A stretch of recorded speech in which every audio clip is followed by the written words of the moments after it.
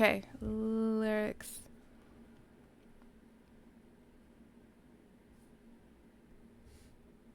Okay, um, let's take a minute for this one because this is a lot and reveals a lot, I think. For the time being, I will still avoid my own questions, and we both bury that history deep, but you know I can hold my breath forever. Okay, so we have that theme of avoidance again. We both bury that history deep, suggesting that he's taking this action, making this choice in concert with the other person. Or maybe that's just the person he created. For the time being, you are still a perfect reminder of what all of these scars on my arms are for, if I can hold myself together. And with that lyric in the song, you know, his voice, the way he pronounces that and sings it, he's falling apart in that moment, kind of crumbling, which is really interesting. If I can hold myself together, he's barely holding himself together. Okay, so it's not only, you know, that other person that has hurt herself, himself, I don't know, but he's also hurting himself, maybe in response, or as, again, another coping mechanism. And I choke myself on sacred vapor, waiting on some holy favor, basking in the solace of regret.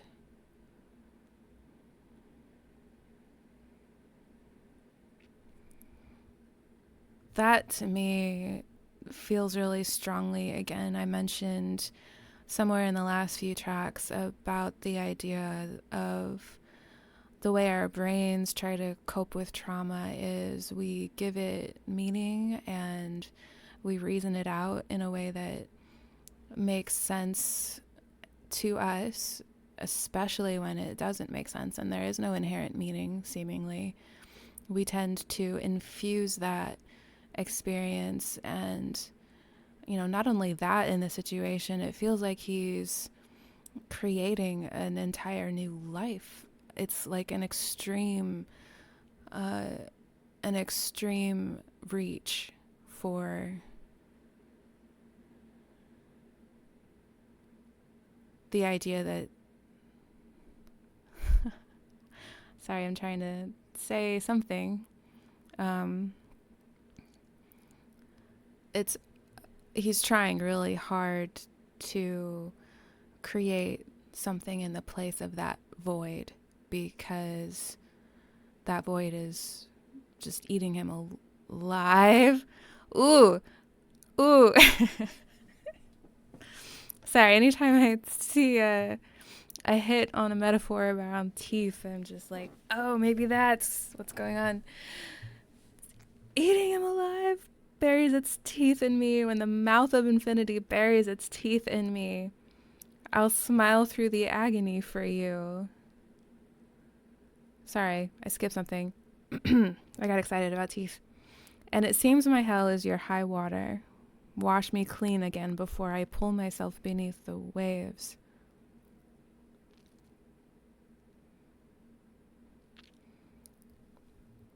So he's resenting this idea that his suffering is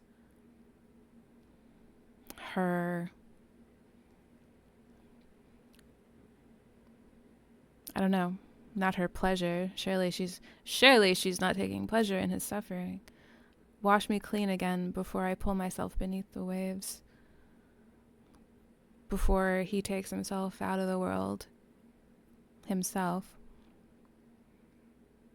When the mouth of infinity buries its teeth in me, I'll smile through the agony for you. So he feels the weight of having to keep on living because of the fact that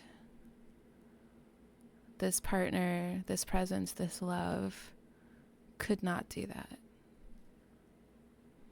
So you couldn't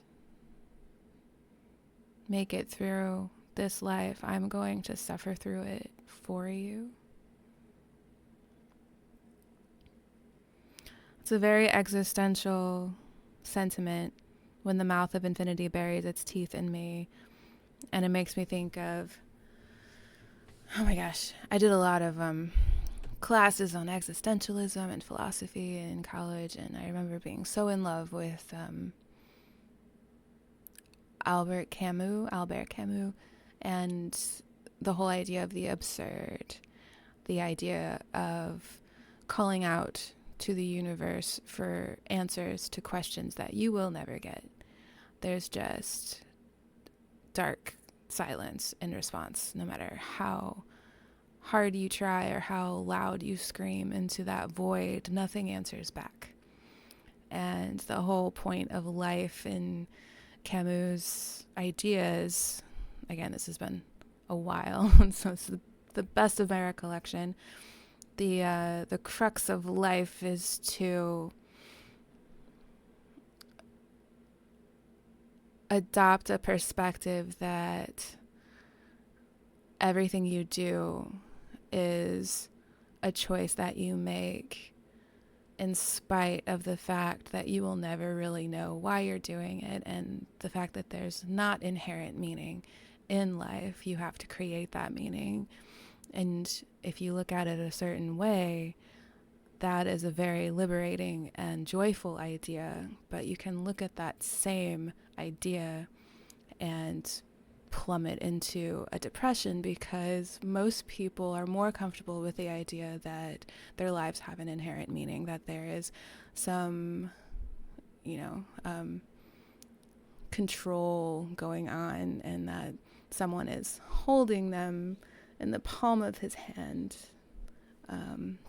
That's much more comforting than, I'm floating out here in space and no one really gives a shit what I do except for me. And the challenge is to find some measure of satisfaction in that. Going off of this a little bit, I'm sorry. Let's bring it back in. Bring it back in. When the mouth of infinity buries its teeth in me, when he is agonizing over the fact of just existence, I'll smile through the agony for you, and I know you still bear the weight of your own existence.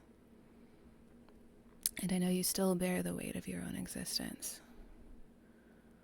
So this person who attempted suicide, and in the scenario where they survived, they kind of hate the fact that they survived. Despite being with someone who loves them. How painful. Like, is my love not enough for you to want to live or try? And I choke myself on sacred vapor, waiting on some holy favor, basking in the solace of regret. So yeah, those words like holy and sacred, obviously that's where my mind goes, is to the whole deity aspect or metaphor that is present as well. He's trying to imbue his efforts with some kind of divine meaning, because if you're feeling something so intensely but it doesn't have much meaning, that's pretty bleak. We have to imbue meaning into our lives and our suffering, because suffering without meaning is just unfathomable, I think. And it seems my hell is your high water. Wash me clean again before I pull myself beneath the waves.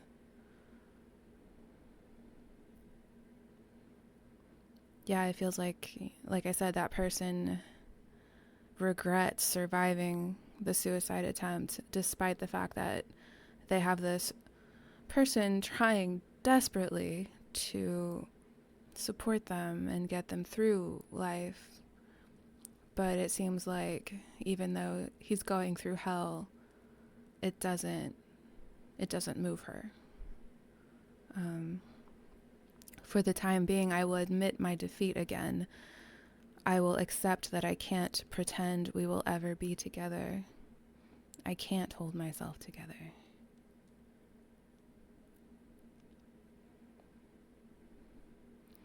There's so many tracks talking about, I know we can't be together. I know we can't be together. Here he's admitting defeat and accepting that he can't pretend we will ever be together. So again, that kind of fits into the different scenarios I'm thinking about where, he can't pretend that he's ever going to be together in a real way with someone who has been through a traumatic injury, maybe something affecting the brain, going back to the Sundowning. He can't ever engage with that person fully again because they don't have the capacity. You also have a parallel metaphor of, they're all there mentally, but they have let their life experience and their depression or whatever issues are seeping into their life become so great that he is not being allowed in anymore. So that is him existing in this hell outside of that presence that he longs so much for, but he can't reach anymore. So in times when the suffering gets so bad, he goes to, the darkness and creates a different reality that he can actually survive, because he's telling us in this song that he has to survive because she doesn't want to.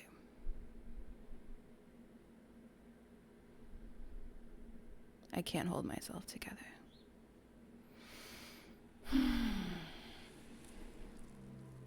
Who knows? I don't know. I can't wait to hear some of your thoughts, actually. Okay, I think this is the last track. Missing Limbs. Okay, a shorter song relative to the others, and a maximum depth of 10,924 meters. Track 12.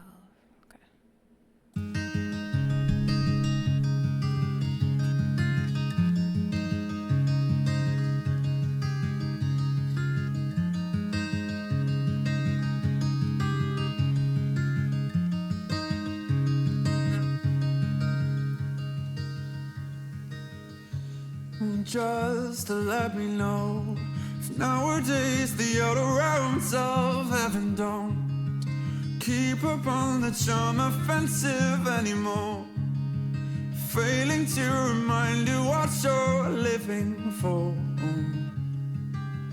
Now I'd give anything to borrow your indifference. I'd drink you in to temper your belief in all my promises, to swallow my desire and choke on it.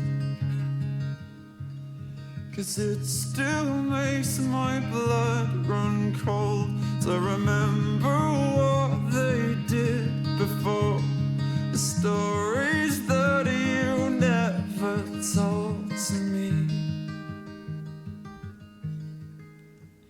Oh, but worry not, the blessings rain like battles in the heavens lost, and more polite advances won't last for long.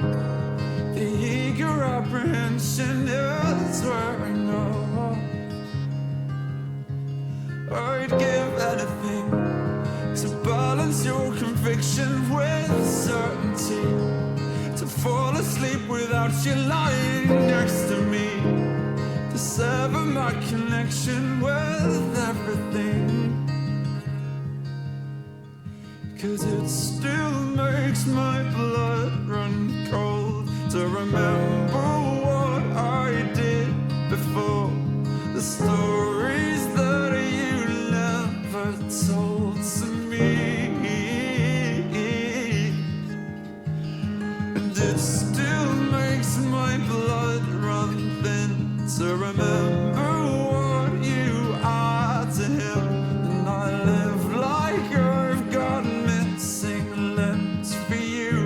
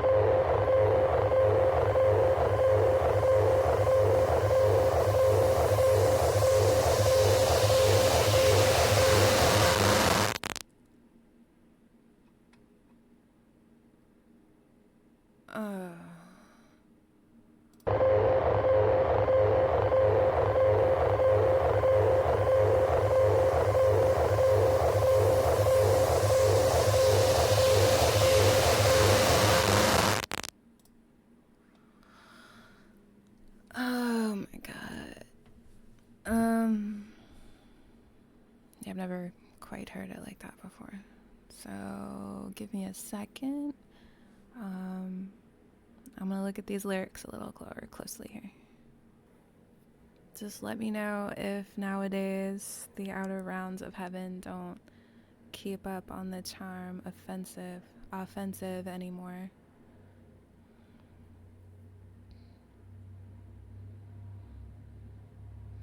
Failing to remind you what you're living for, I'd give anything to borrow your indifference. I'd drink you in to temper your belief in all my promises, to swallow my desire and choke on it. I'd give anything to borrow your indifference. I listened to a speaker recently in a video within the past year who made a really good statement about the reality of depression. The opposite of depression is not happiness, it's vitality. That's it. And that line brought that to mind because, if you've ever been the closest person to someone going through depression, it doesn't always look like sadness. A lot of times it just looks like, just an absence of vitality. Like it's not actively crying all the time or being upset. It's kind of going along kind of like a zombie all day and not being able to do anything for yourself. Sometimes to the most extreme experience, you can't even get out of bed. You could just lie there. And imagine being the main support system for that person. What do you do? What's going through your mind? And there must be so many things that you can't say to that person, or you're afraid to say what you're going through because you don't want to burden them even more because they're already in a really difficult place. That existence, maybe that's what is being evoked by the idea of having to go through life feeling like you're missing limbs, like you don't have what was there before, but you can't abandon them because they need you. You just have to suffer through it and be the best that you can. This is unbelievable. I'd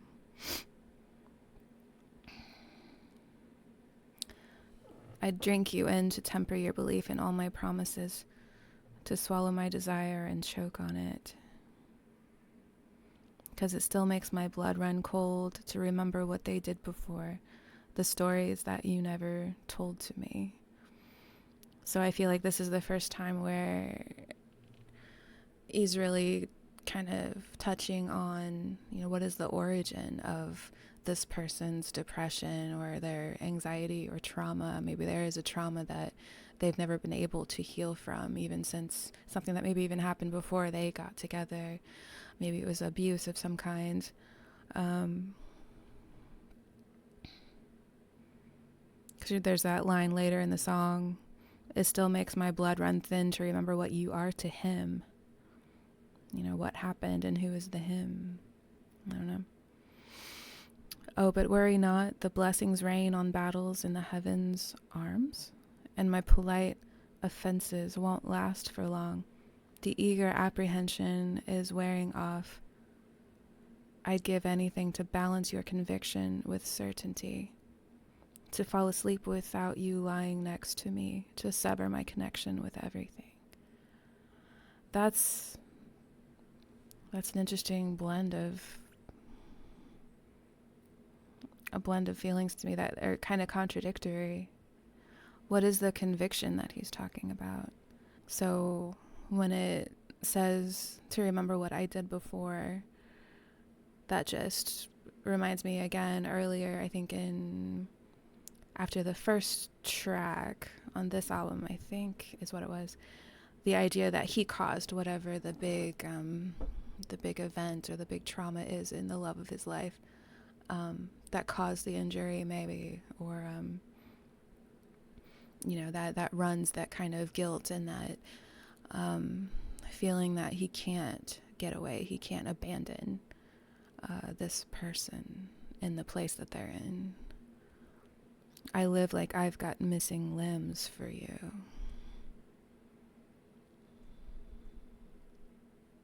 It's terrifying.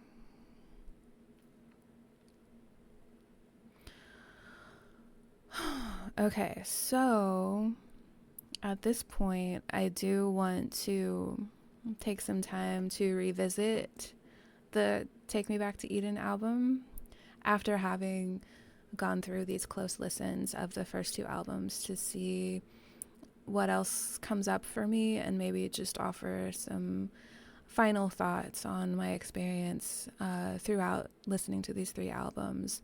And then at that point, I am just super excited to dig into some of these videos I see coming up about other people's analysis and ideas and stuff. I'm super excited to engage with people on this once, these final thoughts have run their course and I'm done throwing up all my ideas on the internet.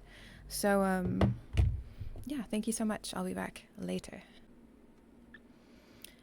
All right, so we have come full circle, going through Sundowning, This Place Will Become Your Tomb, and we arrive back to Take Me Back to Eden, which was my first experience with Sleep Token, my first full album review. And so I spent some time before making this kind of closing video to go back and review more closely the lyrics in Take Me Back to Eden after having experienced the first two albums, thoroughly to the best of my ability, fully experiencing it, taking it in, seeing what speaks to me in terms of storylines and symbolism and, everything like that. Definitely an amazing experience all the way through, and I'm definitely a Sleep Token fan for life at this point. So before I kind of make some closing comments, I guess, for all these album appreciation videos, I did want to go ahead and revisit Euclid, which is the final track in Take Me Back to Eden, as a way to kind of close out this whole series here. So let's hit play.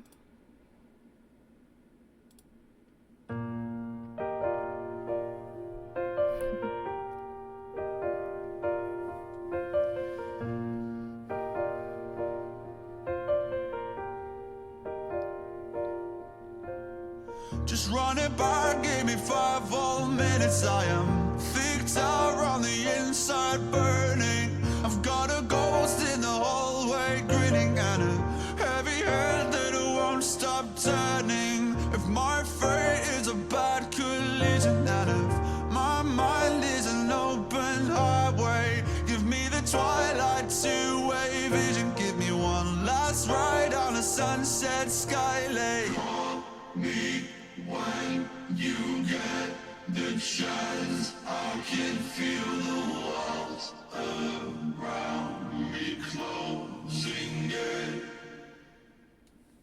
Just running forward alive like wires as I see the past on an empty ceiling. I play along with the life signs anyway, but oh to God you don't know this feeling. Yet in reverse you were all my symmetry. A parallel I would lay my life on. So if your wings won't find you heaven, I will bring it down like an ancient bygone. Call me when you have the time. I just need to leave this part of me behind. Do you remember me?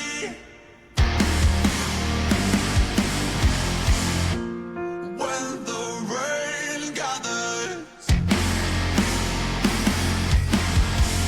and do you still believe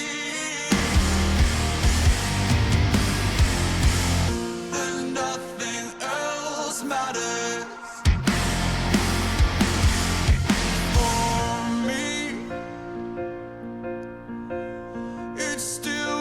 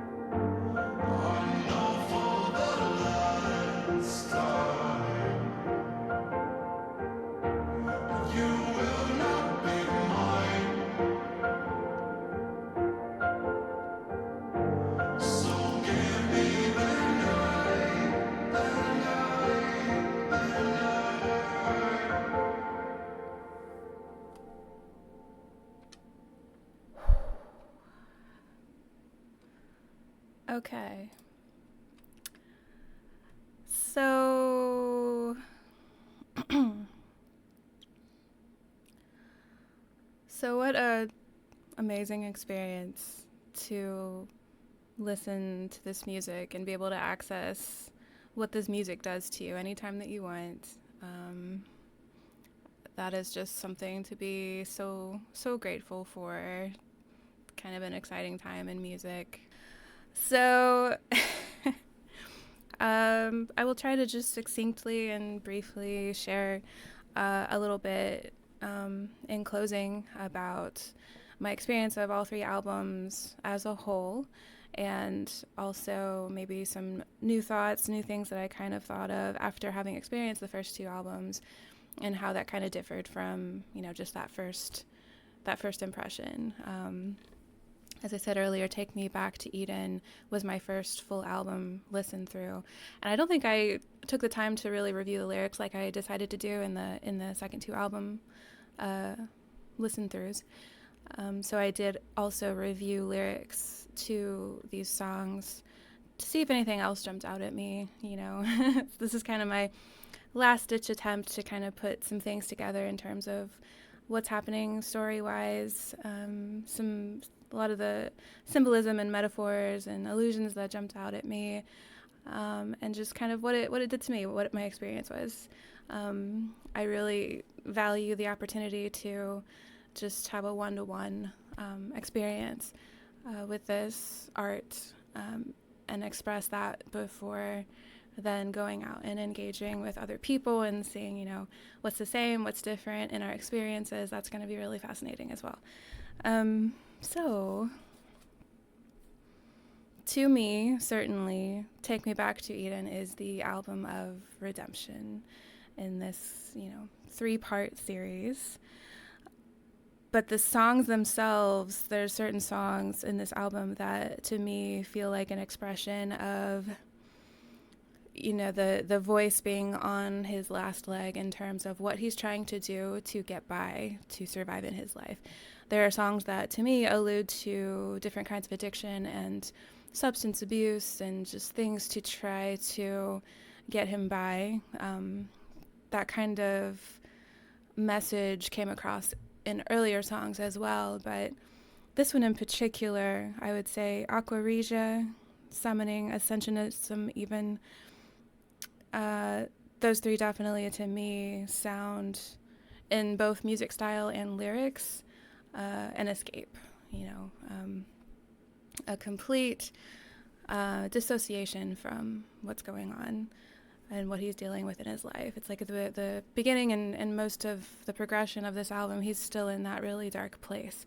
And he is both engaging with the longing that he feels with what he's lost, and also running in the opposite direction to those places of escape that he can find, to make life bearable and to continue after what may be either his or his partner's suicide attempts. That is described really, really well in the last album. And then, of course, you have Are You Really Okay, which, is seems pretty clearly painting a picture of him expressing his worry over his partner's hurting herself and suicide attempt even. If we connect that to the events in prior albums, that to me stuck out, like, he's in a hospital after his love of his life has tried to kill herself. And that may or may not be after the other scenario that I felt was coming through in the lyrics, where he caused a traumatic injury to the person that he loved, and he is carrying that guilt. And in either way, they're both of these entities in this relationship are really struggling in terms of a toxic relationship.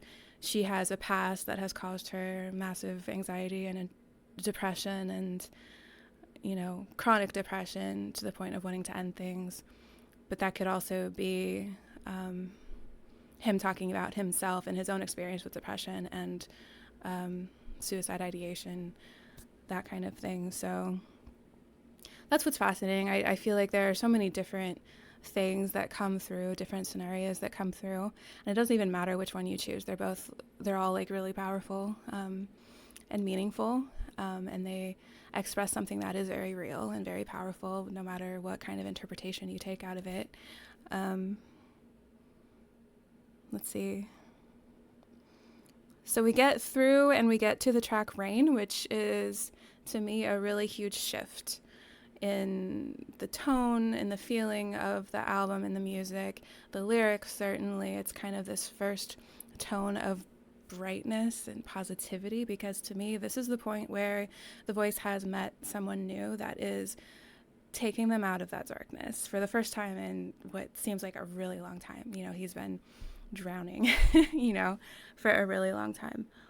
And this new person has caused a shift in his world, in his consciousness, that is a positive one. And it really, all it took was a smile. You know, it's a really, really beautiful sentiment, because especially nowadays where we're all walking around with our faces buried in a screen, and people seem to have lost the ability to communicate effectively and know how to connect. Even for someone who is not on the spectrum, it's difficult, it seems.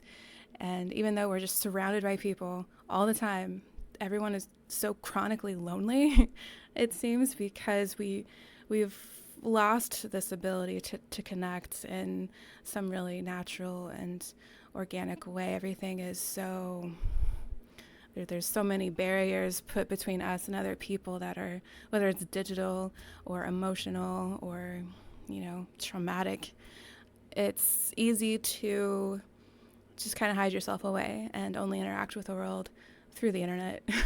You know, you could definitely nowadays, especially, you know, at least in America, you could just never leave your home if you really worked at it and figured it out. Like, you can order anything you want, you can work from home, you can socialize through Discord, and so it's a really, really strange time to be so digitally connected and so personally disconnected. And I feel like there are tons of that in Ascensionism. There's that shift where it goes to kind of a more, there's just digital terminology that, you know, to me makes me think of, like, you know, maybe someone who's shut away. And I think that their term for kind of a shut-in, there's a term for it, a Japanese term that I thought of, and now I can't remember.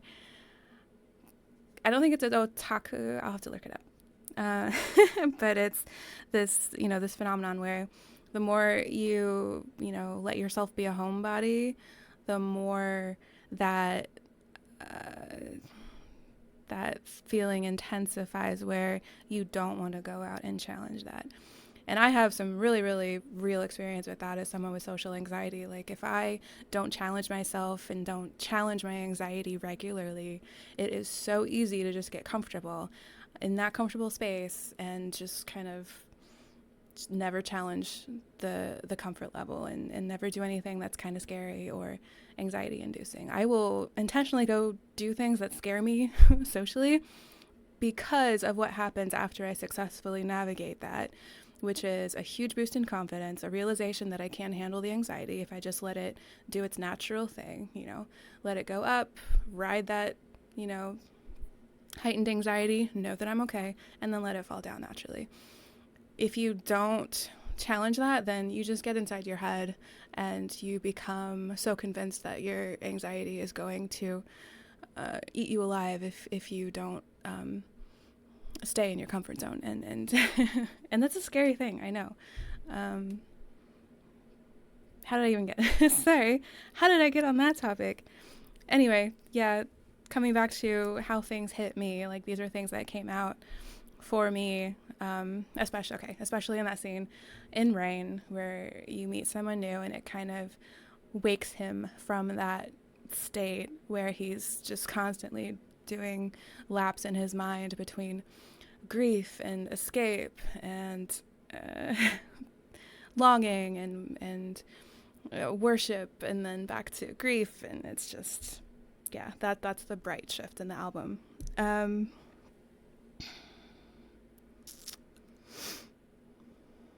There is a A lyric that I can't wait to look at other people's feelings on, which is mouth of the wolf, eyes of the lamb. So I've made a point not to like read analysis from other people, but I do like follow different social media things that people create images and stuff, and there's a lot of references to and like images depicting the mouth of the wolf, eyes of the lamb, and I'm not really sure what that means to me. I know mouth is significant because we're talking about mouths and teeth and biting all the time, but I know that's going to be an illuminating thing because it'll probably be really obvious when I read what other people think is the interpretation of that. So then the track Take Me Back to Eden, to me, there's some lamenting of who he was before he met pain and tragedy and grief. That is what's going on, what kind of popped out to me when I was listening to that track. That, to me, this Take Me Back to Eden, way back in that video when I was doing my first impression, Take Me Back to Eden reminds me of a song that is really, really close to my heart and that I describe as my soul song. And when I thought about it, it was kind of shocking when I realized how similar the sentiments are. The song that I'm talking about is Return to Innocence by Enigma. It's one of those, off of one of those 90s new age albums, one of the first CDs I ever owned when I was like 9 or 10 years old. And it was just the most incredibly beautiful and spiritual thing I'd ever heard. And I've held on to that experience as something that the elements of that song I find in all this other music that I get fixated on in some way, shape, or form. And definitely Take Me Back to Eden and Return to Innocence have this similarity of sentiment that was just amazing and intoxicating. And I was just, that was really beautiful to me personally. And then we have Euclid, which, of course, kind of closes this whole trilogy because it does harken back lyrically to the first track in Sundowning. And certainly, you know, to me, the voice or the subject in this song is expressing how he's finally ready to let go and move on, you know, whether it's moving on from the toxic relationship or the death of the love of his life, recovery from a suicide, recovery of the pain that comes from a partner's suicide or a partner's attempt at suicide. Any of these things, it's all super powerful. Whichever, you know, scenario kind of feels evoked to you. The night belongs to you. I must be someone new. And then we have the stanza with the whites of your eyes, etc., calling back to the night does not belong to God, which is significant because we go from so give me the night, so give me the night in that first track in Sundowning, and then the last track of Take Me Back to Eden, the night belongs to you. And that's a really, really beautiful way to kind of bring us around full circle and demonstrate the kind of the story arc, or more relevantly, maybe the emotional arc that has happened from album 1 all the way through to album 3.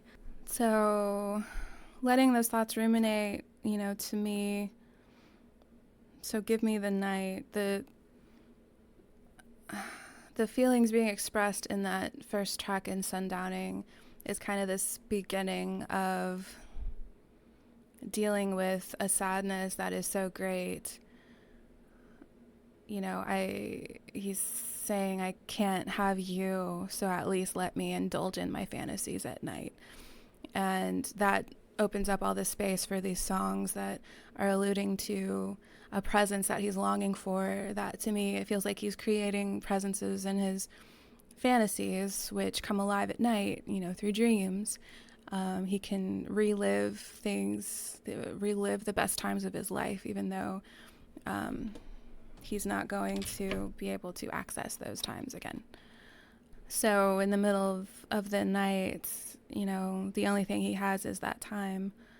And then by the end of the third album, where he's kind of reaching a point where he can start to begin to heal, it's like, well, the night belongs to you. And that has a significance as well. This kind of reinforces the idea that he is finally letting go, coming to acceptance, moving on, figuring out that there really is something that he has to live for, that he can experience joy and fulfillment and warmth again. It is possible. All these kind of discoveries coming through just this one, kind interaction with someone, again, in the track Rain. So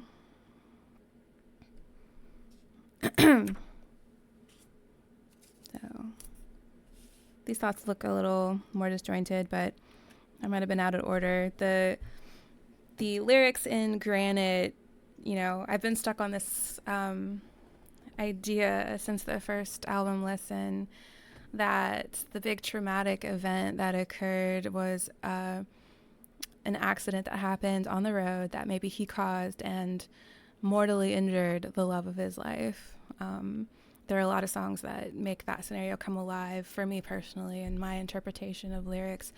But then you have the song Granite that really makes that come alive, because you have the language of being fate being a collision, open highway, I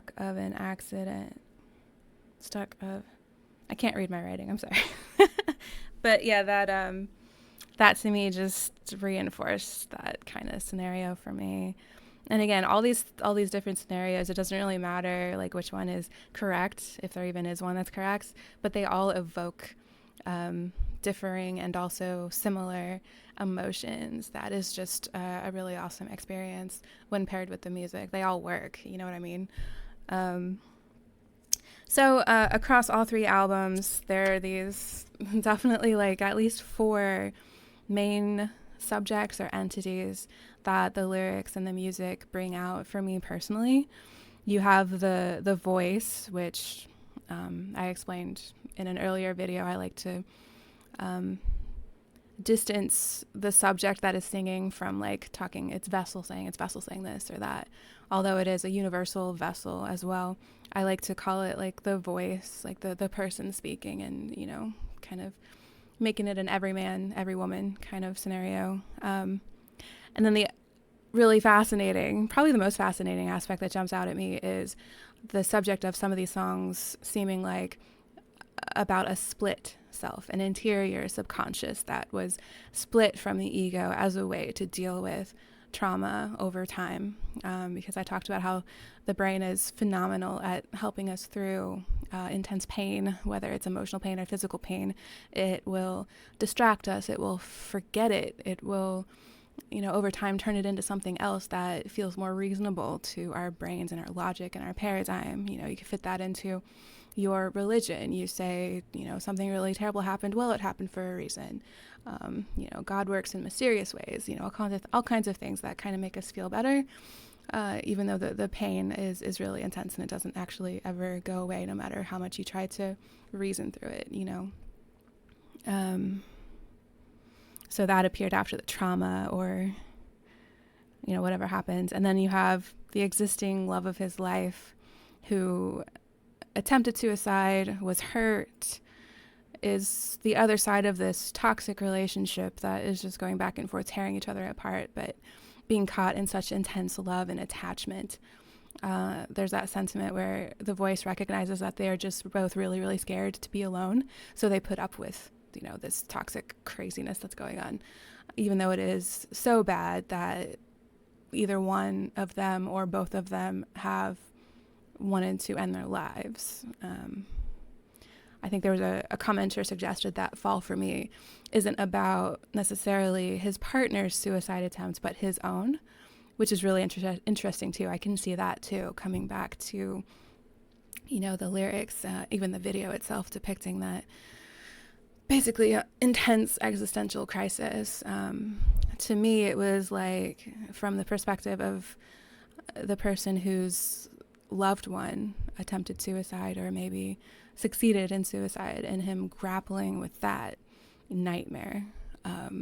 But certainly too, it could be this sensation of waking up and realizing that you were not successful in, you know, what you felt was like rescuing yourself from this nightmare, and having to go back to those things that helped you escape, as is described in so many songs. So yeah, a lot. The music is so rich with all of these things to dig into. And again, it's just been an amazing experience. And I know that as I listen to it more, I'm sure my experience and my interpretations will shift and evolve even more. And just every time I listen to it, to any of their music, it's like a brand new experience hitting me. And I think part of the brilliance and effectiveness of that is how their songs are structured like little mini epic stories. You know, the transitions in their songs perfectly resonate with the emotions they're trying to bring out. And you have songs like Ascensionism, where you go through this, basically the whole wheel of emotion is experienced in that song, and it works. It's one of those things I don't think that I would have expected it to work. And it comes out in styles with the changes, the tempo changes, the tone of the voice, the intensity of the voice, how the voice is coming across. And every single song is like that. Like Ascensionism could be its own album if you like extended those parts. And it's just, it's mind-boggling how rich and deep the experience of Sleep Token's music is. Good Lord. Yeah, I feel like that's all I got, I think. Thank you so much if you actually watched and enjoyed these videos. Next time something hits me like this, I'm sure I'm going to do the same thing, this whole deep dive into music and lyrics, to kind of really get at what it's doing to me as a human being, and then look at how that reflects and refracts off of other people's experiences as well. So can't wait to talk to you guys about it. And thank you, and I'll see you soon.